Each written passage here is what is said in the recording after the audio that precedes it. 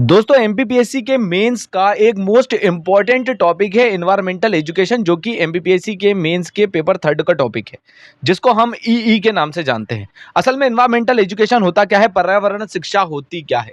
ये एक ऐसी शिक्षा है जिसमें हमको पर्यावरण के बारे में पढ़ना पड़ता है, जिसमें ये जानने को मिलता है कि क्या समस्याएं हैं पर्यावरण से संबंधित और उसका कैसे निराकरण उसका किया जा सकता है। ओवरऑल एनवायरमेंटल एजुकेशन यही है। यहाँ पर लोगों को जागरूक करना, एक क्रिटिकल थिंकिंग डेवलप करना और एक सस्टेनेबल लिविंग को ओवरऑल बनाने का प्रयास एनवायरमेंटल एजुकेशन से किया जाता है।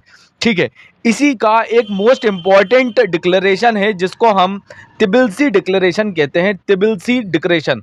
ठीक है, ये आया था कब, 1977 में। मोस्ट इंपॉर्टेंट है ये मेंस के पर्सपेक्टिव से। यहाँ पर एनवायरमेंट एजुकेशन के 5 पिलर बताए हैं तिबिलसी डिक्लेरेशन के अंदर, जिसमें अवेयरनेस पहला पिलर है, लोगों को जागरूक करना, लोगों को उस चीज का नॉलेज देना। उसके बाद एक एनवायरमेंट से रिलेटेड एटीट्यूड डेवलप करना। इसके बाद है स्किल, कि कैसे हम ये जो प्रॉब्लम्स हैं उनको सॉल्व करवाएंगे। ठीक है, इसके बाद लोगों का पार्टिसिपेशन। तो ओवरऑल आपको मैं बताऊं, अवेयरनेस, उसके बाद है नॉलेज, एटीट्यूड, स्किल और लोगों का पार्टिसिपेशन। ये ही है तिबिलसी डिक्लेरेशन 1977 का। इसके बाद मैंने पिछले शॉर्ट्स में बताया था कि क्या क्या कॉन्स्टिट्यूशनल प्रोविजन है। ठीक है, वहीं पर एक इंपॉर्टेंट केस भी था, MC Mehta versus union of India का केस। ठीक है, MC Mehta versus union of India का केस, ये 2003 का केस है। इसके बाद हुआ ये था कि सुप्रीम कोर्ट ने एक सब्जेक्ट ऐड करवाया था सारे एजुकेशन में। एनवायरनमेंट से रिलेटेड एक बुक आई थी जिसको ईवीएस के नाम से जानते हैं।